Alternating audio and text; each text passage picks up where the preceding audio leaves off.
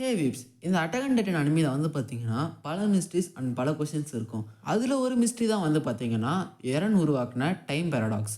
இன்னைக்கான வீடியோவில் எரன் உருவாக்குன அந்த டைம் பேரடாக்ஸை தாங்க நம்ம டீட்டெயிலாக பார்க்க போகிறோம். ஸோ நீங்கள் பார்த்துட்டு இருக்கிற யூப் டிவி அப்புறம் சேனலுக்கு புதுசாக இருந்தால் மறக்காம இந்த சேனலை ஃபாலோ பண்ணிக்கோங்க. அப்போ தான் நம்ம போடுற வீடியோஸ்லாம் உங்களை வந்து சேரும். வாங்க வீப்ஸ் டைம் வேஸ்ட் பண்ணாமல் வீடியோக்குள்ளே போயிடலாம். இந்த கதை வந்து பார்த்தீங்கன்னா எரன் பிறக்கிறதுக்கு முன்னாடியிலேருந்தே ஸ்டார்ட் ஆகுது. கிரீஷா எகர் அப்புறம் டீனா ஃபெட்ஸ் இவங்க 2 பேரையுமே ஜீக் வந்து பிட்ரே பண்ணி அவங்கள மார்லி கவர்மெண்ட் கிட்ட போட்டு குடுத்துடுறான். இதனால மார்லி கவர்மெண்ட் வந்து பார்த்தீங்கன்னா இவங்கள கேப்சர் பண்ணிட்டு அவங்கள எக்ஸிக்யூட் பண்ண போவாங்க. கிரீஷாவை மட்டும் இல்லாம மத்த எலியன் ரெஸ்டோரேஷனிஸ்ட்டுமே வந்து பார்த்தீங்கன்னா இவங்க எக்ஸிக்யூட் பண்றதுக்காக வச்சிருப்பாங்க. பட் மார்லி கவர்மெண்ட் வந்து பார்த்தீங்கன்னா இவங்கள எக்ஸிக்யூட் பண்றதுக்கு பதிலா அவங்கள ஒரு டைட்டனா மாத்தி பாரடைஸ்க்குள்ள ரிலீஸ் பண்ணிடுவாங்க. ஸோ கிரீஷா வந்து பார்த்தீங்கன்னா அவனால் ஒன்றுமே பண்ண முடியாமல் அவனோட காம்ரேட்ஸ் அப்புறம் அவன் ஒய்ஃப் இவங்க எல்லாமே டைட்டனாக மாறுறதை பார்த்துட்டு ரொம்பவே ஃப்ரஸ்ட்ரேட் ஆகிட்டு இருந்திருப்பான். அப்போது அந்த மார்லி அஃபிஷியலில் இருக்க ஒரு ஆஃபீஸர் வந்து பார்த்தீங்கன்னா மற்றவங்கள சாவடிச்சிட்டு இருப்பாரு. அவர் பேர் தான் ஈரன் குரூகர். ஈரன் குரூகர் அப்புறமா டைட்டனாக மாறிட்டு அங்கே இருக்க மொத்த மார்லி ஃப்ளீட்டையுமே அழிச்சிட்டு கிரீஷா கிட்ட பேச வருவார். கிரீஷா கிட்ட அவர் தான் அட்டாக் டைட்டனுங்கிறதாவும் அட்டாக் டைட்டனோட பவரை வச்சு இவர் வால்ஸ்குள்ளே போயிட்டு ஒரு ஃபேமிலியை கிரியேட் பண்ணணும்னு சொல்லியிருப்பாரு. அது கூடவே லாஸ்ட்டாக மறக்காமல் மீகாசாவையும் ஆர்மினையும் காப்பாற்றுங்கன்னு சொல்லிடுவார். இந்த டைமில் யார் மீகாசா யார் ஆர்மின்னு சொல்லிட்டு நம்மளுக்கு தெரிஞ்சிருக்கும். பட் கிரீஷாவுக்கோ எரன் குரூகருக்கோ தெரிஞ்சிருக்காது. ஸோ இது மூலயமா தான் அட்டாக் டைட்டன் கிட்ட ஃபியூச்சரை பார்க்குற பவர் இருக்குன்னு சொல்லிட்டு நம்மளுக்கு தெரியும். இதுக்கப்புறமா அட்டாக் டைட்டனை இன்ஹெரிட் பண்ணதுக்கப்புறம் 13 வருஷம் கழிச்சு கிரீஷா எகர் வந்து பார்த்தீங்கன்னா ரீஸ் ஃபேமிலியோட ஹைடவுட்டுக்கு போயிட்டு அவங்களோட ஹெல்ப்பை கேட்பாரு. பட் அந்த டைமில் ஹிஸ்டோரியா ரீஸ் வந்து காரல் ஃப்ரிட்ஸால் பிரெயின் வாஷ் பண்ணப்பட்டிருப்பா. இதனால ஃபவுண்டிங்டனோட பவரை வச்சு கிரீஷாக்கு எந்த ஹெல்ப்பும் பண்ண முடியாதுன்னு சொல்லிட்டு கிரீஷாவோட ரெக்வஸ்ட்டை ரிஃப்யூஸ் பண்ணிடுவா. இதுக்கப்புறமா கிரீஷா எகர் வந்து மற்ற எல்லாரையும் சாவடிச்சுட்டு ஃபவுண்டிங் டைட்டனையுமே இன்ஹெரிட் பண்ணிடுவான். லாஸ்ட்டாக ஃபவுண்டிங் டைட்டனோட பவரை தன்னோட பையனான எரன் கிட்ட பாஸ் ஆன் பண்ணிடுவான். எரனுக்கு தாங்கிட்ட ஃபவுண்டிங் டைட்டனோட பவர் இருக்குன்னு தெரியாமே அவனோட வாழ்க்கையில் 4 வருஷம் போயிடும். ரெய்னர் அப்புறம் பெல்டால்ட் இவங்க மூலயமா தான் எரன் கிட்ட ஃபவுண்டிங் டைட்டனோட பவர் இருக்குன்னு தெரியும். பட் ஆனால் அப்போ வரைக்குமே எரனுக்கு எப்படி அந்த ஃபவுண்டிங் டைட்டனோட பவரை ஒழுங்காக யூஸ் பண்ணணும்னு தெரிஞ்சிருக்காது. ரெய்னர் அப்புறம் பெல்டால்ட் இவங்க 2 பேர்கிட்ட இருந்துமே எரன் வந்து தப்பிச்சு போகிறப்ப அவனோட எனர்ஜி சுத்தமாக இருந்திருக்காது. அதனால அவனால் டைட்டனாகவும் மாற முடியாது. அந்த இடத்துல எரனால் லிட்டரலாக எந்த விஷயமுமே பண்ணியிருக்க முடியாது. பட் டீனாவோட டைட்டன் வந்து எரனை சாவடிக்க வரும். அந்த டைமில் மீகாசாவை காப்பாற்றணுங்கிறதுக்காக எரனுமே சண்டை போட போவான். பட் ஃபார்ச்சுனேட்லி எரனுக்கு வந்து அந்த ஃபவுண்டிங் டைட்டனோட பவர் வந்து அப்போ ட்ரிகர் ஆகிருக்கும்.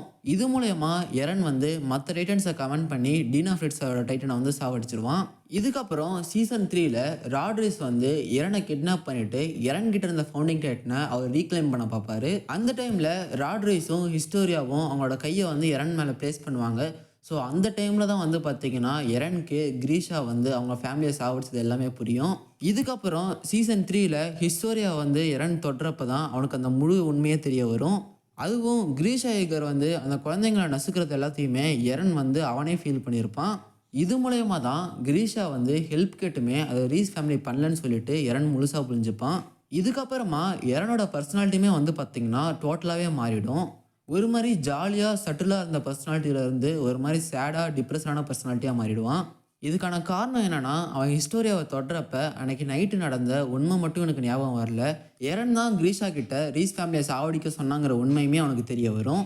இதுக்கப்புறமா ஜீக்கும் எரனும் ஒன்றா தொட்டுக்கிறப்ப வந்து பார்த்திங்கன்னா ஜீக் வந்து எரனோட இந்த பிரெயின் வாஷிங் எப்படியாவது தடுக்கணும்னு சொல்லிட்டு ஒரு அட்டம் பண்ணுவான். இதுக்காக பாஸ்டில் பல வருஷம் வந்து பார்த்திங்கன்னா இரன் அப்புறம் ஜீக் இவங்க 2 பேருமே போயிருப்பாங்க. பாஸ்ட் இன் த சென்ஸ் எரனோட மெமரிஸ் மூலயமா அவங்க பாஸ்ட்டுக்கு போயிருப்பாங்க. அப்போது பாஸ்ட்டில் க்ளோஸாக எரனோட மெமரிஸ் எல்லாத்தையுமே அவங்க பார்த்துட்டு வருவாங்க. ஸோ கிரீஷா வந்து ரீஸ் ஃபேமிலியை போய் பார்க்குற அந்த நாளுமே வரும். இவங்க 2 பேருமே அந்த மெமரியுமே பார்த்துட்டு இருப்பாங்க. அதில் வால்ஸ் உடஞ்ச அன்னைக்கு கிரீஷா வந்து பார்த்தீங்கன்னா ரீஸ் ஃபேமிலி கிட்ட ஃபவுண்டிங் டைட்டனோட பவர்ஸை வச்சு நீங்கள் எப்படியாவது இந்த மக்களை காப்பாற்றணும்னு சொல்லியிருப்பான். இதுக்கு காரல் ஃப்ரிட்ஸால் கட்டுப்படுத்தப்பட்ட ஹிஸ்டோரியா ரீஸ் வந்து பார்த்தீங்கன்னா என்னால் எதுவுமே பண்ண முடியாது, ப்ளஸ் எல்டியாவோட மக்கள் சாவுறது தான் அவங்களோட தலைவிதின்னு சொல்லியிருப்பா. இதனால கிரீஷா வந்து ரொம்பவே பிரேக் டவுன் ஆகிட்டு ஒரு மாதிரி ரொம்ப சேடாக உட்காந்துட்டு இருப்பான். எரன் வந்து கிரீஷா கிட்ட போயிட்டு அவன் பக்கத்தில் உட்காந்து டட்டாக்கேன்னு சொல்லியிருப்பான். அதோட அர்த்தம் கீப் மூவிங் ஃபார்வர்டுன்னு சொல்லிட்டு. இதனால தான் கிரீஷா வந்து பார்த்தீங்கன்னா ரீஸ் ஃபேமிலியை சாவடிப்பான். ஸோ இந்த இடத்துல தான் எரன் வந்து இந்த பேரடாக்ஸை கிரியேட் பண்ணுறான். ஏன்னா எரனும் ஜீக்கும் வந்து பார்த்தீங்கன்னா இந்த பிரெயின் வாஷிங் இப்படியே தடுக்கணும்னு சொல்லிட்டு தான் பாஸ்டில் போவாங்க. பட் அன்ஃபார்ச்சுனேட்லி எரனே வந்து பார்த்தீங்கன்னா, இந்த பேரடாக்ஸ கிரியேட் பண்ணி விட்டுருவான். எரனும் ஜீக்கும் வந்து பார்த்தீங்கன்னா, 9 இயர்ஸா அவனோட வாழ்க்கையோட மெமரீஸ்குள்ள போயிருப்பாங்க. இன்ஃபேக்ட் சில அனிமி ஃப்ரேம்ஸ்ல வந்து பார்த்தீங்கன்னா, எரனோ இல்ல ஜீக்கையோ நம்ம பார்க்க முடியும்.